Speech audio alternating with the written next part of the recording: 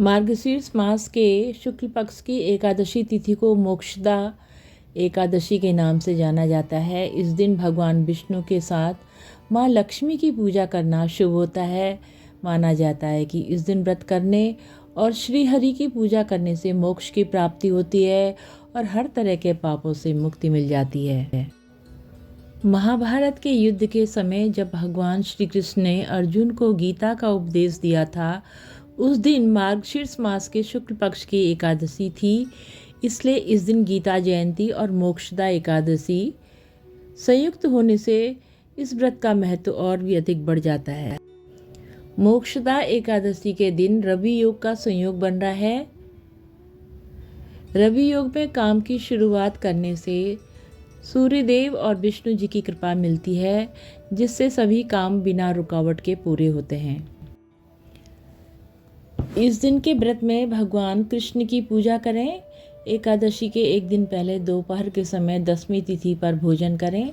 एकादशी तिथि के दिन सुबह स्नान करके व्रत का पालन करें। इस दिन भगवान कृष्ण की फूलों से पूजा करें। अपनी यथाशक्ति के अनुसार गरीबों और ज़रूरतमंदों को भोजन कराएं। इस दिन की पूजा में भगवान कृष्ण के साथ तुलसी पूजन अवश्य करें। ये बेहद शुभ है। मार्गशीर्ष माह के शुक्ल पक्ष में पड़ने वाली मोक्षदा एकादशी का शुभारंभ 3 दिसंबर दिन शनिवार को सुबह के 5:39 पर हो रहा है। वहीं इसका समापन 4 दिसंबर दिन रविवार को सुबह 5:34 पर होगा। ऐसे में उदया तिथि के मुताबिक मोक्षदा एकादशी 3 दिसंबर को ही मनाई जाएगी। व्रत की कथा। युधिष्ठिर बोले, हे भगवान कृष्ण, आप मुझे 26 एकादशियों का नाम, व्रत की विधि बताइए तथा उस दिन किस देवता का पूजन करना चाहिए यह भी कहिए। भगवान कृष्ण बोले, मार्गशीर्ष मास के शुक्ल पक्ष की एकादशी का नाम मोक्षदा है। यथा नाम तथा गुण अर्थात मोक्ष देने वाला व्रत है। 12 मासों में से मैं मार्गशीर्ष मास को उत्तम मानता हूँ।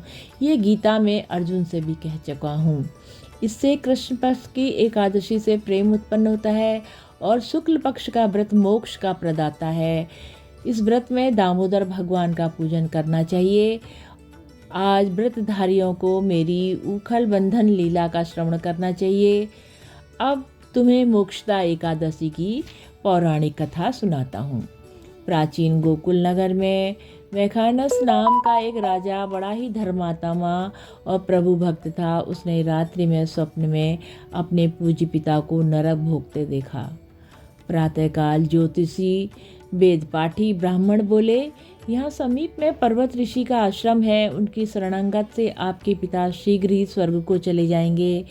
राजा पर्वत मुनि की शरण में गया। दंडवत करके कहने लगा, मुझे रात्रि में स्वप्न में पिता का दर्शन हुआ। वो बेचारे यमदूतों के हाथों से दंड पा रहे थे।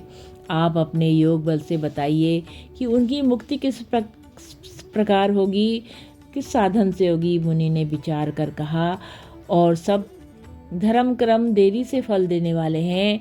शीघ्र वरदाता तो केवल शंकर की प्रसिद्ध है, परंतु उनको प्रसन्न करने में देर अवश्य लग जाती है। परंतु जब तक तो तुम्हारे पिता की दुर्गति हो जाएगी। इस कारण सबसे सुगम और शीघ्र फलदाता मोक्षदा एकादशी का व्रत है।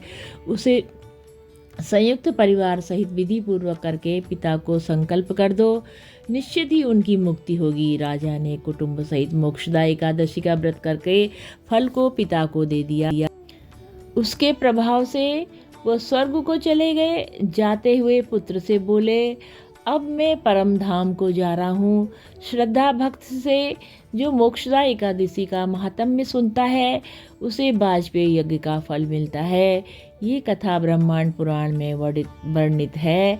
इस दिन बिल्व पत्र का सागार लेना चाहिए। व्रत में दूध, फल व सिंघाड़े के आटे के पदार्थ भी ले सकते हैं। व्रतधारी को गोभी, गाजर, सलजम, पालक, कुल्फा का साग इत्यादि नहीं खाना चाहिए। इस दिन अन्न भी नहीं खाना चाहिए और मूली, आम, अंगूर, केला, बादाम, पिस्ता इत्यादि अमृत फलों का सेवन करना चाहिए। प्रत्येक वस्तु प्रभु को भोग लगाकर तथा तुलसी दल डालकर खाना चाहिए। मार्गशीर्ष मास के शुक्ल पक्ष की मोक्षा एकादशी का जो व्रत करते हैं उनके समस्त पाप नष्ट हो जाते हैं।